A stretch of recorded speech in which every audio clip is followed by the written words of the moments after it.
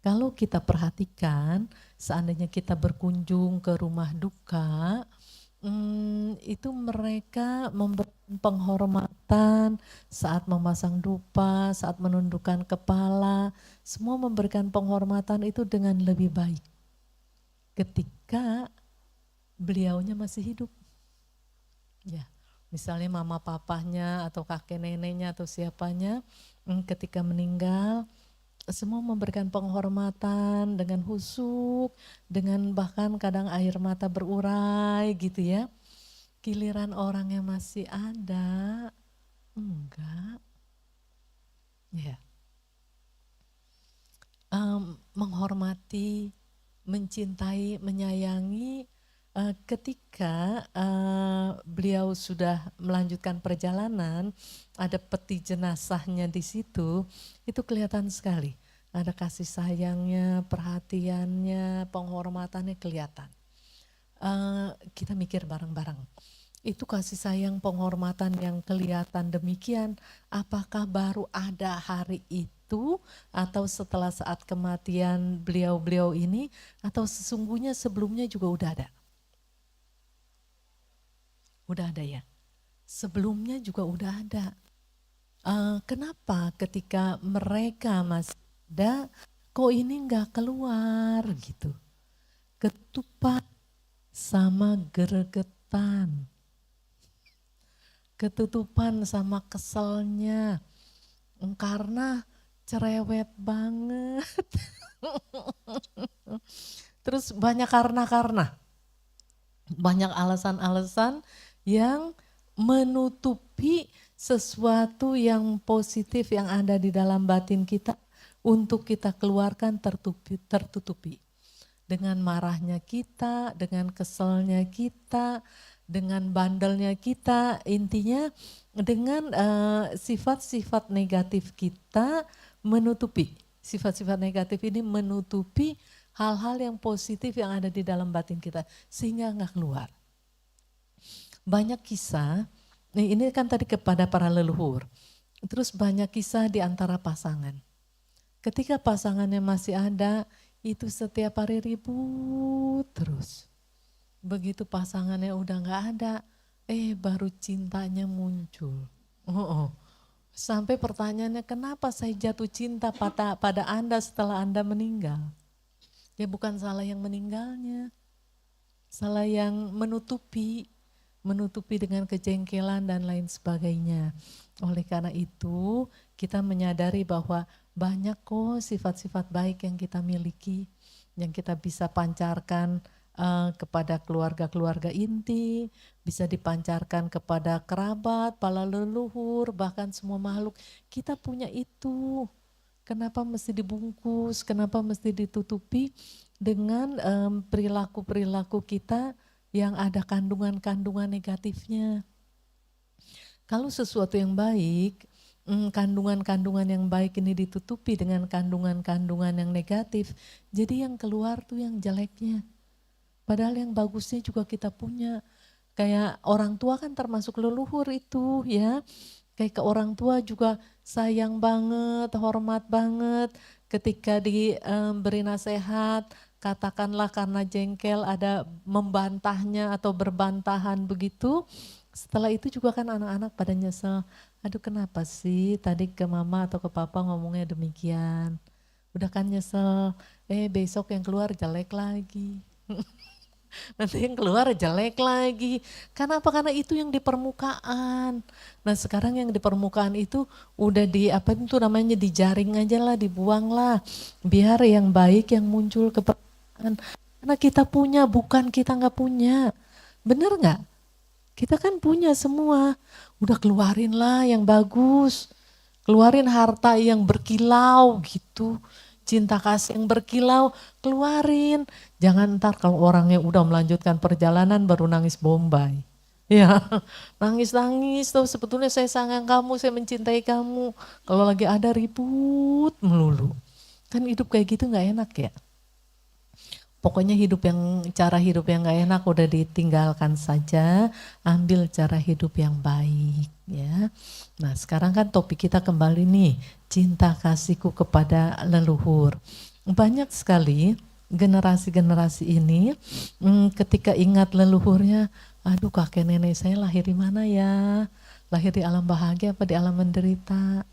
Kalau lahir di alam bahagia, aduh syukur-syukur, girang ya.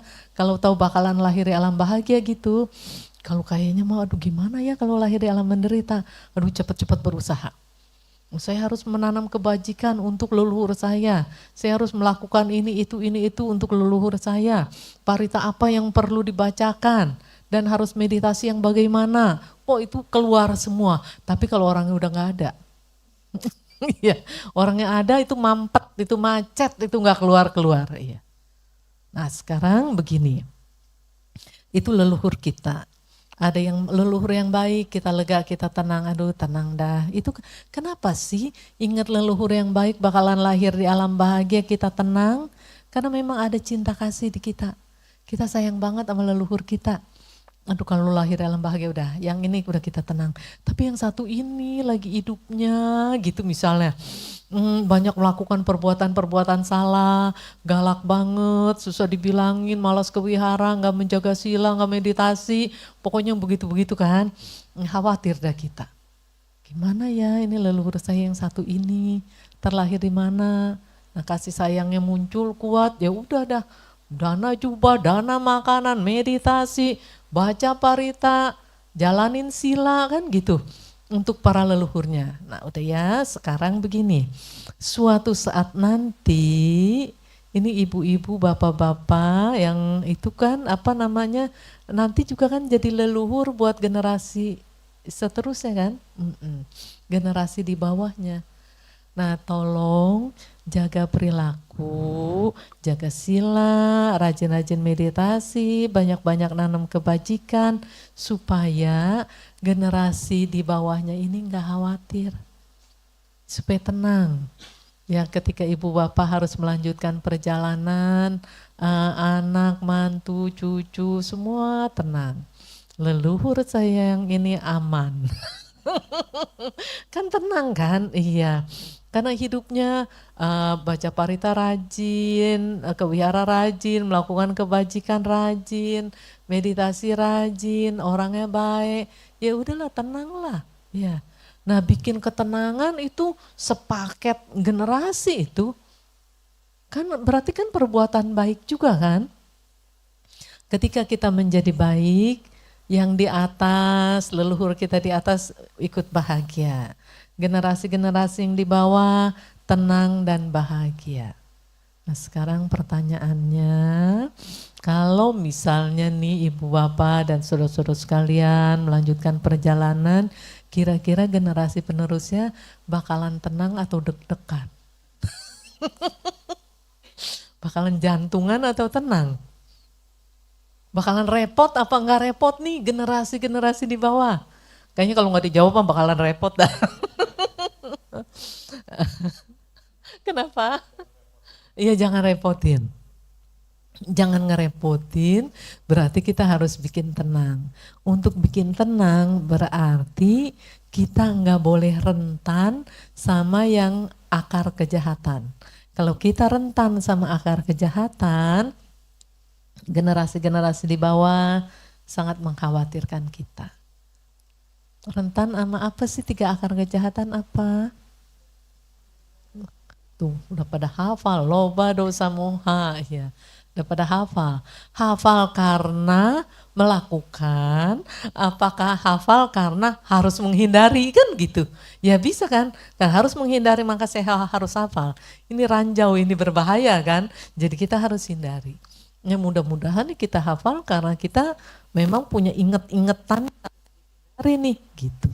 Yang loba dosa kalau nggak dari bahaya. Ini kenapa ya baterainya atau apanya ya? Lanjut lagi ya. Sekarang gini, kita simak Anggutara Nikaya kelompok 4 urutan ke 162 begini ya. Ada 4 jenis manusia. 4 jenis manusia yang berusaha, ini yang berusaha bukan yang tidak berusaha. Ketika usaha dilakukan mengalami sesuatu yang menyakitkan. Dan yang namanya usaha mesti ada hasilnya. Cuman hasilnya lambat. Itu jenis yang pertama. Jenis yang kedua, ketika usaha dilakukan menyakitkan, hasilnya cepat. Nah ini udah enak nih, hasilnya cepat ya, biar menyakitkan tapi hasilnya cepat kan. Yang ketiga, ketika dilakukan menyenangkan, hasilnya lambat. Yang keempat, ketika dilakukan menyenangkan dan hasilnya cepat. Mau yang mana? Mau yang keempat ya. Tapi apa-apa juga ada ada kondisi ya, ada kondisinya. Atau dengan kata lain kalau mau lebih gampang nyernanya ada syaratnya. Sekarang kita yang pertama dulu. Pertama kan tidak dikehendaki kan. Tapi masih mending. Karena ini ada usaha. Usaha sakit ketika usaha. Sakit ketika melakukan usaha, tetapi masih ada hasilnya. Biar lambat ada hasilnya. Yang jangan diambil sama sekali itu kalau orang yang nggak ada usahanya. Nggak ada usaha mungkin dia senang-senang aja, tapi nggak ada hasil yang positif. Hasilnya ada nggak? Ada tapi negatif gitu. Kalau yang nggak ada usaha, bukan yang nggak ada hasil, ada hasilnya, tapi hasilnya yang negatif gitu. Kan menyeramkan ya. Nah sekarang kita lihat nih, apa sih yang bisa disebut kalau usaha nanti bakalan ketemu yang menyakitkan, tapi dapat hasil yang lambat. Nah satu-satu ya. Sebelum kita lanjut satu-satu, coba yang pertama apa tadi? Ketika melakukan usaha, menyakitkan dulu. Ketika melakukan usaha menyakitkan, hasilnya lambat. Yang kedua, ketika usaha menyakitkan, hasilnya cepat. Yang ketiga, menyenangkan, hasilnya lambat. Yang keempat, nah itu yang pada mau kan. Nah sekarang begini, nggak apa-apa kita mau itu bisa gitu. Bisa kita mau yang keempat bisa nggak? Pasti bisa. Cuman kita pelajari dulu ya. Yang pertama, kenapa sih ketika melakukan usaha hasil menyakitkan dan hasilnya lambat? Yang ini rentan sama loba dosa moha. Nggak boleh aja nih loba nih keserakahan muncul di batin kita, begitu muncul langsung ikutin. Yang namanya rentan gampang kena gitu. Rentan banget nih, muncul loba langsung nempel. Muncul dosa, muncul tadi kan loba keserakahan. Muncul dosa, muncul kebencian, langsung nempel lagi. Rentan banget, nggak boleh kesenggol aja. Kesenggol nyamber gitu. Kalau yang moha gimana nih yang ketiga? Ya itu sama, nggak boleh aja muncul kebodohan langsung diikutin. Malas juga kan kebodohan kan. Kelambanan juga gitu. Jadi sekarang kenapa yang ini menyakitkan? Karena rentan terhadap 3 hal. Jadi ini sering kali ketika usaha sering kali mengalami kesedihan dan hal-hal yang menyakitkan. Hasilnya lambat. Kenapa bisa hasilnya lambat? Punya sesuatu yang berharga tetapi enggak kuat. Apa yang berharga? Ada 5 hal. Memiliki keyakinan, nah 1 ya. Kemudian memiliki hiri, memiliki otapa, ya. Punya itu, cuman nggak kuat gitu. Memiliki wirya, memiliki panya, punya, cuma kuat lemah, jadi nggak mencukupi. Nggak mencukupi untuk mendapatkan hasil yang cepat, dapatnya lambat. Nah sekarang pertanyaannya, upasaka upasika pasti kalau keyakinan pasti punya, ya keyakinan pada Buddha, Dhamma, Sangka pasti punya. Kemudian punya nggak yang namanya hiri? Hiri apa? Malu kan? Malu kalau berbuat salah gitu. Kalau buang sampah sembarangan malu. Ini mungut sampah yang kebuang sembarangan malu, ngebuang sampah nggak malu gitu ya. Contoh yang ringan aja gitu.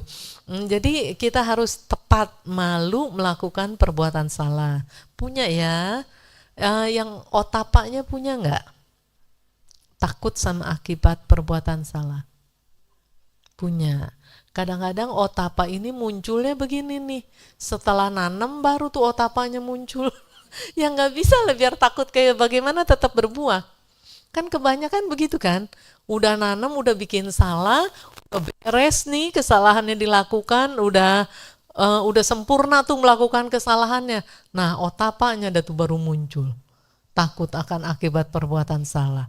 Jadi yang dimaksud dengan otapa, takut akan akibat perbuatan salah, saking takutnya sampai enggak sanggup melakukan perbuatan salah. Nah itu baru otapa, bukan yang kalau udah bikin baru gemeteran dah tuh baru ketakutan, bukan yang itu gitu ya. Hiri juga saking malunya sampai enggak sanggup melakukan perbuatan salah. Sudah. Yang ketiga, yang keempat, wirya, semangat pada punya, mesti punya. Ya semangat pasti punya. Kebijaksanaan punya nggak? Mesti punya. Kalau nggak punya kebijaksanaan, nggak mungkin mau ikut kebaktian, mau diskusi dhamma, mesti punya kebijaksanaan. Nah cuman dari 1 sampai 5 ini, lemah apa kuat?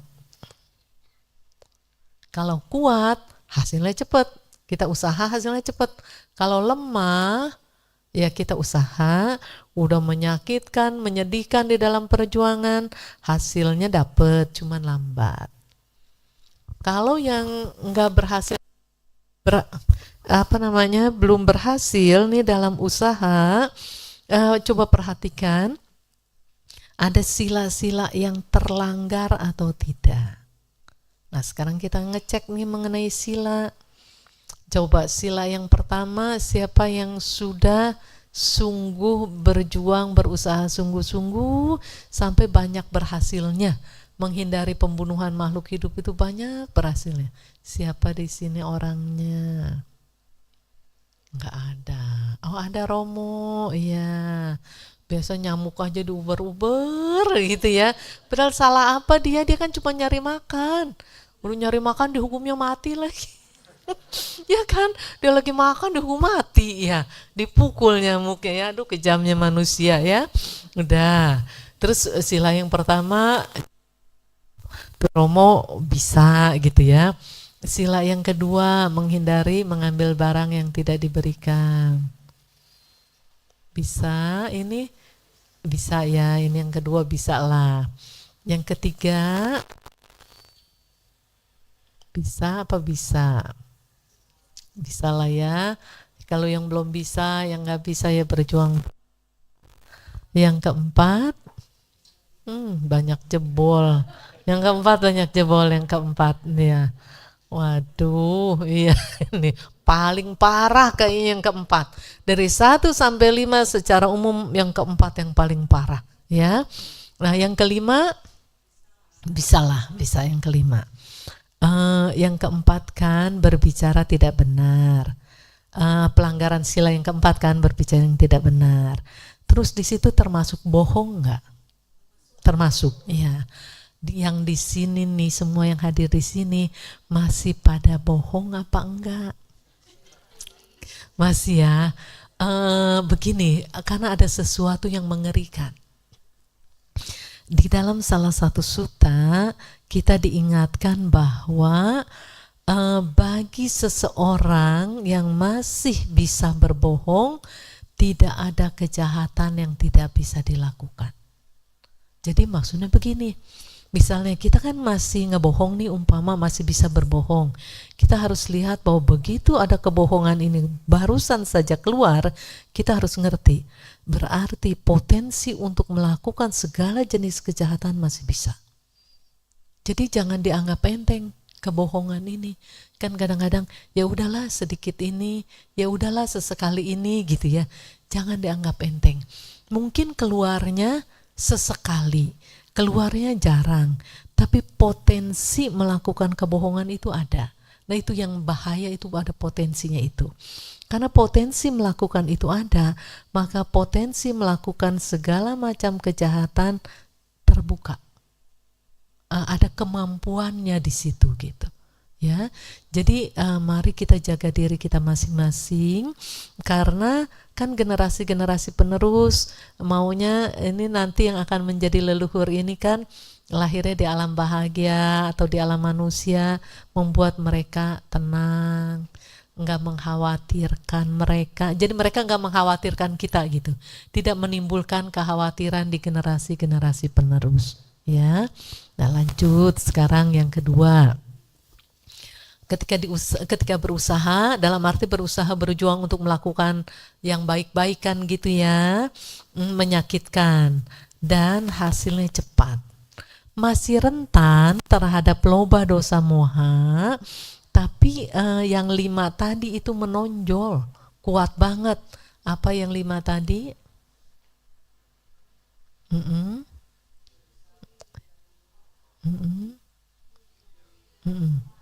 Ya, nah ini kuat, keyakinannya kuat, malu melakukan perbuatan salah kuat, takut akan akibat perbuatan salah kuat, semangatnya kuat, kebijaksanaannya kuat, hasilnya cepat.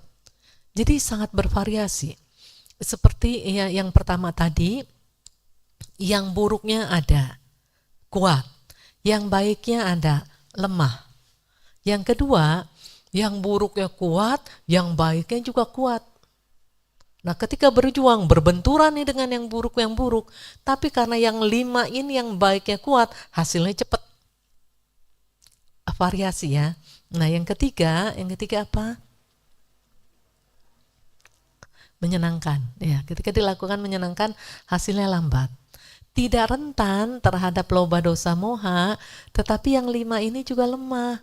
Sada, hiri, otapa, wirya, panya, lemah. Ada, cuman lemah. Kemudian tidak rentan dengan loba dosa moha ketika melakukan usaha yang menyenangkan aja gitu. Tapi hasilnya lambat. Yang keempat, tidak rentan dengan loba dosa moha. Yang 5 ini, 5 indria, panca indria ini, sada, hiri, otapa, panya, dan wirya ini kuat. Hasilnya ya cepat ketika melakukan menyenangkan, dan kemudian hasilnya juga cepat. Nah berarti kita harus pelajari yang namanya loba dosa dan moha ini menjadi penghalang ini.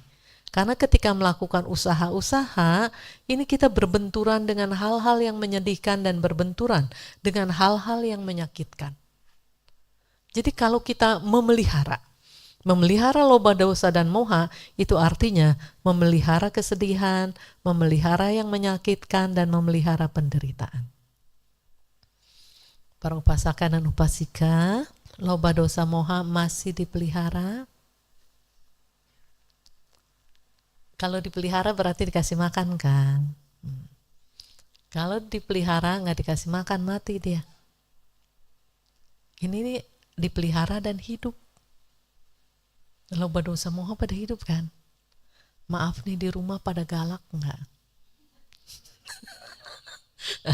Ketawa tuh tandanya iya dah kayak. Ya di rumah masih pada galak kan. Itu ada nggak loba dosa moha itu kerja? Ada banget itu mah ya. Dipelihara, dikasih makan, udah gitu kan terus loba dosa moha makin lama makin besar. Diperuntukannya seringkali untuk keluarga inti lagi. Kalau sama orang lain masih bisa ramah-ramah. Biar kata ini udah kesel banget, masih bisa nahan-nahan. Daripada ntar ribut sama orang-orang gak enak. Mendingan sama orang yang di rumah enakan kan. Kasihan banget yang di rumah. Jadi bahan apa ya? Pelampiasan emosi kan. Jadi hati-hati ya, jangan sampai kita salah kaprah. Katanya yang di rumah adalah yang paling dicintai, yang paling dikasihi, tapi paling dingomelin. Ya. Paling jadiin sasaran ngambeknya kita, uring-uringannya kita ya. Kalau ditanya kepatutan, patut enggak sih perilaku demikian ke orang yang di rumah galak-galak, marah-marah, patut enggak? Enggak ya, tapi dilakukan. Jadi dah kayak orang bingung. Ya, tahu nggak patut, tapi bingung kenapa masih dikerjain juga gitu. Berarti lagi kita urut lagi kan, kita lihat perilaku kita ya. Berarti betul nggak kita kurang pengendalian diri? Iya. Kalau kurang pengendalian diri, diurut lagi, berarti kurang konsen dalam pelaksanaan sila, benar nggak? Ya, tahu sila harus dijalankan, tapi kurang konsen untuk pelaksanaannya gitu. Tahu harus dijalankan, benar, bagus, baik, menyelamatkan, iya. Tapi pelaksanaannya terlupakan. Nah ini yang fatalnya di sini. Lemah, titik lemahnya di sini. Kenapa kita harus melatih meditasi, melatih kesadaran, melatih konsentrasi, memperkuat kualitas kesadaran dan kualitas konsentrasi. Untuk apa?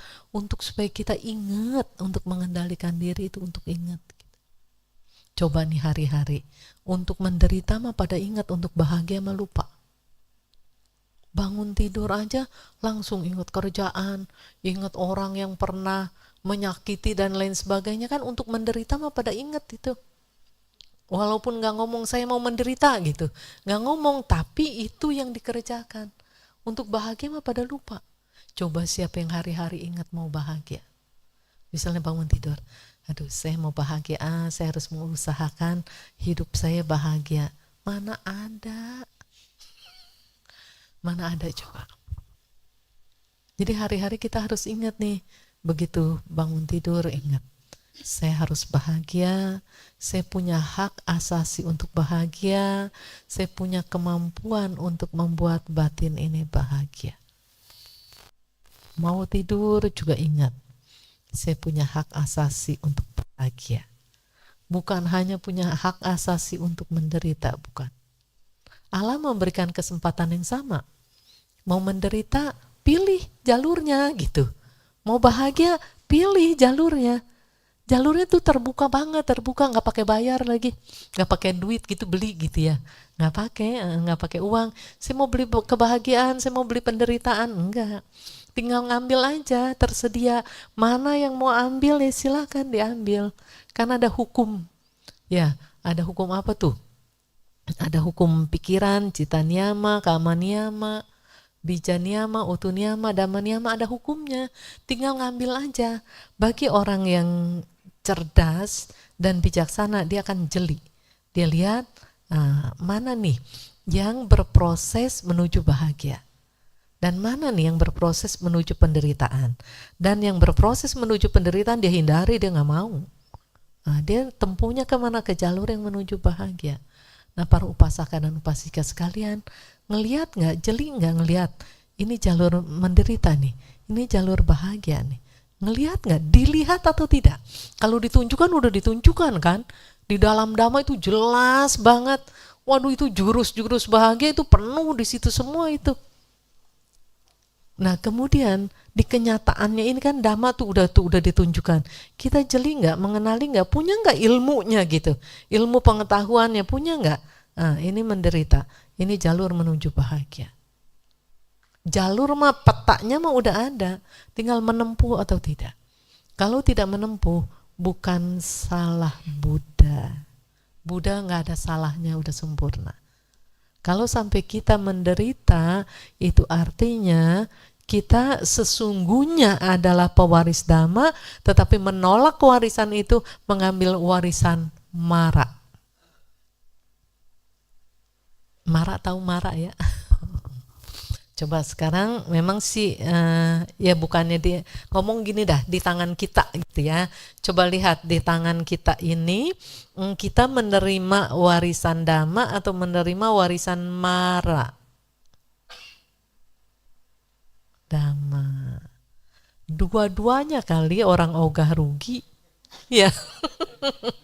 Dua-duanya enggak? Dua-duanya. Banyakan yang mana yang diambil warisannya tuh?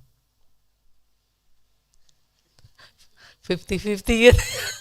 Ogah rugi biar berimbang aja tuh 50-50. Ya. Ada yang jauh 50-50. Ada yang lebih banyak ngambil warisan dari Mara enggak? Saya merem dah nih biar yang ngejawabnya enak. Kayaknya mah banyak yang di situ. Banyak. Sampai terbukti di dalam semesta untuk makhluk-makhluk yang setelah meninggal untuk lahir lagi di alam manusia sangat sulit. Kebanyakan lahir di alam menderita. Kan perumpamaannya aja debu di ujung kuku sama debu di hutan belantara. Debu di ujung kuku ibaratnya makhluk yang lahir di alam manusia plus dewa, bukan manusia doang, manusia plus dewa. Yang debu di alam semesta itu makhluk-makhluk yang lahir di alam menderita. Berarti perjalanan hidup mereka juga kebanyakan mengambil warisan yang diberikan oleh Mara. Bukan mengambil warisan yang diberikan oleh Buddha. Sekarang di sini upasaka dan upasika sekalian, hati-hati. Kalau ngambilnya warisan dari Mara, tahu Mara mau mengarahkan kita kemana. Dan kita nggak bisa salahin Mara. Mara cuma menyodorkan aja. Begitu kita menyentuh, ya dia menyentuh kita kan gitu. Begitu kita menyentuh jalur derita, masuk. Jalur derita menyentuh kita. Begitu kita menyentuh Dhamma, Dhamma akan menyentuh kita. Nah tinggal kita mau bersentuhan sama yang mana nih? Nggak mau rugi kiri kanan. Capek deh. Nggak mau rugi kiri kanan disentuh. Ya udah mendingan bersentuhan dengan Dhamma aja. Seandainya ketika kita bersentuhan dengan Dhamma, kita ingin mempraktekkan apa yang Buddha ajarkan, kemudian kita mengalami sesuatu yang menyedihkan, sesuatu yang menyakitkan, ingat, ini tandanya saya rentan dengan loba, dosa, dan moha. Bukan Dhamma yang susah, bukan Dhamma yang menyakitkan, tetapi batin saya sangat rentan dengan keserakahan, kebencian, dan kebodohan. Kebencian kan termasuk kemarahan kan di situ, ketidaksukaan, dendam, masuk di situ. Jadi ketika kita misalnya ingin menjalankan sila, ingin menjalankan kebajikan, ingin menjalankan meditasi, kemudian mengalami kesakitan di situ, mengalami kesedihan di situ, kita tahu bahaya ini, karena ada rentannya dengan loba, dosa, dan moha. Kalau misalnya berhenti berusaha, lebih bahaya lagi. Mati dah kebahagiaannya. Kan ada yang berpikir misalnya Dana melakukan kebajikan-kebajikan nih. Mana tahu dicela gitu. Banyak kok orang yang udah ngebantu itu dicela. Saya yakin ibu bapak dan saudara-saudara sekalian di sini juga pernah mencela, memarahi orang yang menolongnya. Siapa di sini yang nggak pernah marah sama orang tuanya? Siapa yang gak pernah mencela orang tuanya? Ketika orang tua memberi nasihat, ditolak dengan marah. Berarti kan itu memarahi orang yang menolong kan? Memarahi orang yang membantu. Ketika sakit, dinasehati, harus istirahat, harus minum obat, harus makan ini, makan itu, ngambek-ngambek enggak?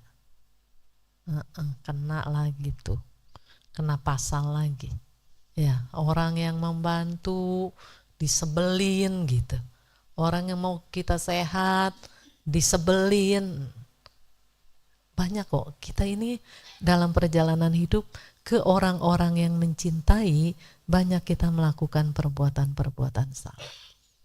Kalau giliran udah orang tuanya meninggal, leluhurnya meninggal, kasih baru bermunculan.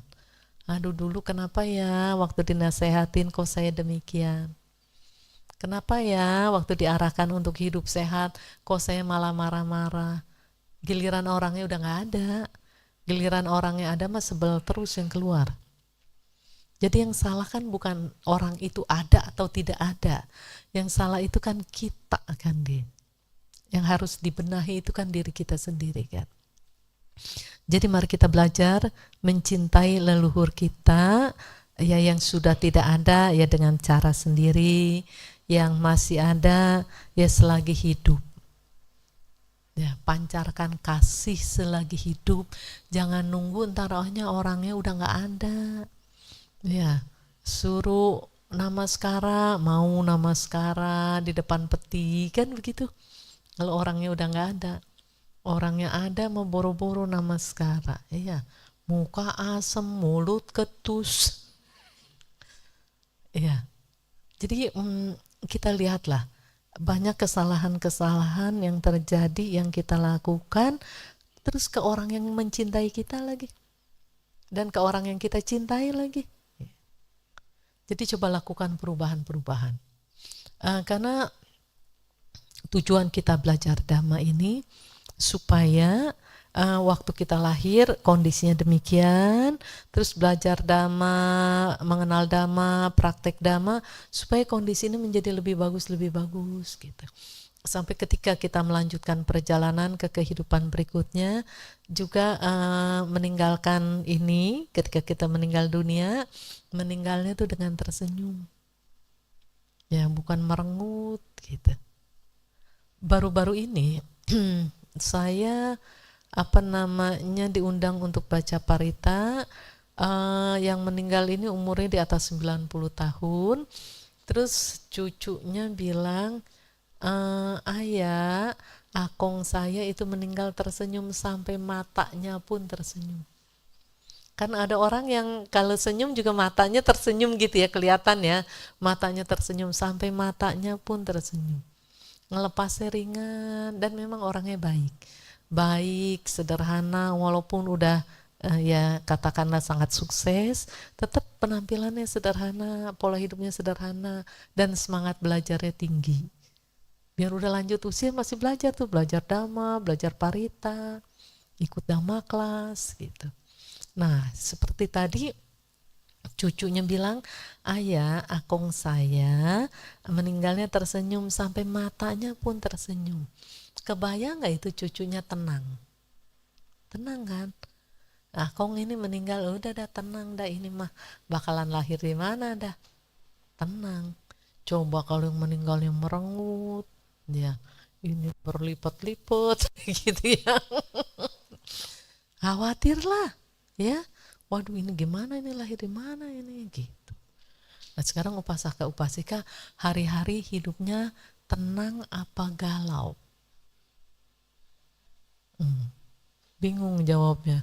Kayaknya tenang kayak apa sih? Karena saking udah lama nggak ketemu tenang gitu ya. Tenang itu kayak apa sih gitu? Karena saking lamanya udah nggak ketemu tenang ya. Hari-hari coba ingat-ingat, hari-hari bisa ketemu tenang atau kadang-kadang atau sering-sering nggak ketemu? Nggak ketemu kayaknya mana? Ya, sibuk sama kerjaan. Kalau nggak ada kerjaan, sibuk mikirin ini, mikirin itu. Terlalu banyak sibuk. Fisik sibuk, pikiran sibuk, hidupnya galau. Sampai tenang itu makin lama bukannya tenang yang menjauh, yang bersangkutan ini makin lama makin menjauh dari tenang gitu. Kan kasihan diri kita kalau hidup hari-hari makin lama makin menjauh dari tenang. Yang ada cuman kusut, galau, bergejolak. Aduh hidup kayak gitu gimana tuh? Menyedihkan nggak hidup kayak gitu? Menyedihkan nggak? Udah saya merem lagi nih, saya tanya. Upasaka hidupnya menyedihkan nggak? Bukan materinya. Hidupnya menyedihkan nggak tuh batinnya? Menyedihkan. Yuk kita cari gimana caranya hidup bahagia. Dan jalannya udah ditunjukkan. Kan ada di Dhamma kan. Buddha sudah menunjukkan jalannya. Ayo kita cari, kita jelajahi, kita pelajari peta untuk bahagia itu. Ada banget, penuh banget di situ. Dari sifat kita yang bagaimanapun tetap ketemu caranya nih. Kondisinya kan manusia sangat bervariasi ya. Misalnya contoh kayak tadi aja ada 4 jenis dan banyak lagi tuh jenis-jenis lagi kan. Maksudnya kategori ini, kategori itu. Nah itu kan sangat bervariasi. Misalnya kita tadi jenis yang pertama, gimana caranya ya supaya bisa nyampe ke jenis yang keempat? Ada caranya tetap. Ya kikis dah tuh yang loba dosa moha dikikis, diperkuat yang 5, panca indria tadi diperkuat, jadi gitu. Jadi kita bisa tidak rentan terhadap loba dosa moha, kemudian keyakinannya, hiri otapa, wirya panyanya kuat. Bisa, kita tuh sangat bisa, sangat berpotensi gitu. Nah sekarang tahapan-tahapan awalnya bagaimana supaya kita memperkuat diri agar tidak rentan. Tidak rentan terhadap keserakahan, kebencian, kebodohan. Nah itu yang harus kita menjelajah gitu ke dalam batin kita supaya enggak rentan. Ada pertanyaan gini, tapi gimana nih kalau yang masih berbisnis berkaitan dengan loba-loba ini? Bisa nggak orang yang berkecimpung di bidang bisnisnya ini, bisnisnya tambah maju tapi nggak serakah, bisa nggak? Bisa, bisa. Contoh yang paling gampang yang sering didengar, tadi aja baru dibaca tuh disebut namanya Anathapindika. Dia kan pebisnis kan kaya kan? Karena apa? Ya dia berbisnisnya juga dengan cinta kasih. Terus nanam kebajikannya juga luar biasa. Anathapindika artinya apa ya? Memberi kepada mereka yang membutuhkan. Tidak dibilang memberi kepada orang yang miskin, enggak. Memberi kepada siapapun yang membutuhkan. Mau kaya, mau miskin, kalau dia perlu bantuan dibantu. Enggak cuma khusus yang miskin, enggak. Tuh hebat Anathapindika. Dan kemudian bukan bisnisnya juga kan dengan meta, dengan cinta kasih. Misalnya untuk mengembangkan bisnisnya, bagaimana caranya supaya dia bisa membantu orang-orang agar punya nafkah gitu. Berarti kan merekrut mereka sebagai karyawan kan. Jadi intinya bagaimana supaya orang-orang ini bisa punya penghasilan. Nah dia harus mengembangkan usahanya. Bukan bagaimana caranya ya usaha saya makin luas gitu. Bukan ke sono, itu kan serakah. Nah ini dasarnya bagaimana supaya bisa membantu makin banyak yang bisa dibantu. Satu orang yang kerja, di satu orang ini ada berapa orang tuh di dalam keluarganya. Ya, satu orang kan bisa ada 5 mungkin. Jadi harus anak, istri, orang tuanya misalnya. Satu orang kerja bisa menghidupi berapa orang. Nah karena meta ya jadi ya berkembang aja deh terus. Jadi bisa nggak berbisnis dengan tidak loba tapi bisnisnya makin melejit gitu? Bisa. Ya. Itu Anathapindika jelas. Tadi aja dibacain kan Anathapindika di Manggala Sutta. Jadi begitu upasaka dan upasika. Kalau kita mau berjuang, ketika kita melakukan menyenangkan dan hasilnya cepat, berarti nggak boleh rentan sama yang ini, kemudian banyak melakukan yang ini, dan sehingga membuat batin menjadi suci. Nggak boleh melakukan apa yang itu yang loba dosa moha tuh. Bagaimana caranya supaya kita tidak rentan dengan itu? Ketika itu muncul kita tidak meladeninya gitu. Ketika loba dosa moha muncul nih dari dalam batin kita, karena kita kan belum suci, masih ada kekotoran batinnya. Bahkan tuh si loba dosa moha mengakar kuat banget di dalam batin kita. Sifatnya jahat lagi. Loba dosa moha ini mengakar dan sifatnya jahat. Masih ada di dalam batin kita. Ketika dia muncul, jangan dikasih makan. Jangan diikuti. Sehingga dia nanti lama-lama dia mati. Kan kalau peliharaan manapun, apapun yang dipelihara, kalau nggak dikasih makan kan mati. Nah si loba dosa moha ini jangan dikasih makan, jangan diikuti. Berasa nih, dia muncul nih. Keserakahan, kebencian, kebodohan muncul, sadari, tahu, tidak diikuti. Kemudian ada lagi nih, sada, hiri, otapa, wirya, panya ini muncul, ikuti ini gitu. Diperkuat ini. Nah jadi akhirnya pelan-pelan nanti kita masuk seperti yang tadi pada maunya kan pada yang keempat kan, jadi nanti kita masuk ke sana. Karena kalau kita punya keyakinan, yakin terhadap Buddha Dhamma dan kemudian tentu yakin dengan apa yang Buddha ajarkan, Dan ada sisi loba dosa moha juga masih bekerja kuat. Ketika hiri otapa bekerja dengan mantap, mati dia, nggak bisa muncul. Loba dosa moha kehajar dengan hiri otapa, nggak bisa hidup. Karena malu melakukan perbuatan salah dan takut akan akibat perbuatan salah, sekeras apapun ini muncul, ini nggak bisa bergerak. Karena udah dihajar dulu dengan hiri dan otapa. Makanya hiri dan otapa adalah pelindung dunianya, kehidupan kita masing-masing. Semakin kuat hiri dan otapa yang kita miliki, semakin kuat perlindungan kita. Perlindungan dari apa? Perlindungan aturannya mau melakukan perbuatan salah menjadi tidak dilakukan. Kan kadang-kadang kan orang tuh mau banget tuh melakukan perbuatan salah, karena kepentok dengan hiri dan otapa, nggak bisa itu dilakukan, gitu. Nggak jadi. Nah, itu makanya melindungi, bukan melindungi dari buah. Sebentar ya, jangan salah paham maksud saya.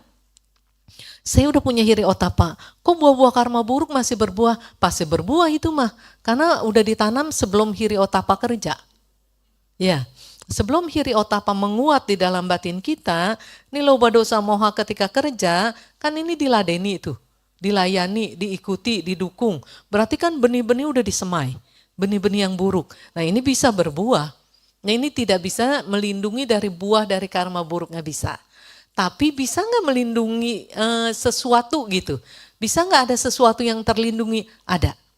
Ketika buah karma buruk ini muncul ke permukaan berbuah, misalnya gini, dulu pernah nipu orang umpama. Sekarang ditipu orang lagi nih, buah karmanya kan muncul nih. Buah karmanya ini berbuah, muncul, ditipu rasanya enak apa enggak?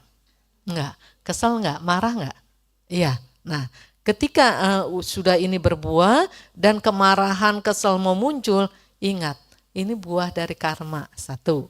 Kemudian ingat, malu kalau melakukan perbuatan salah dan takut lagi kalau bikin salah. Nah, akhirnya terlindungi gitu.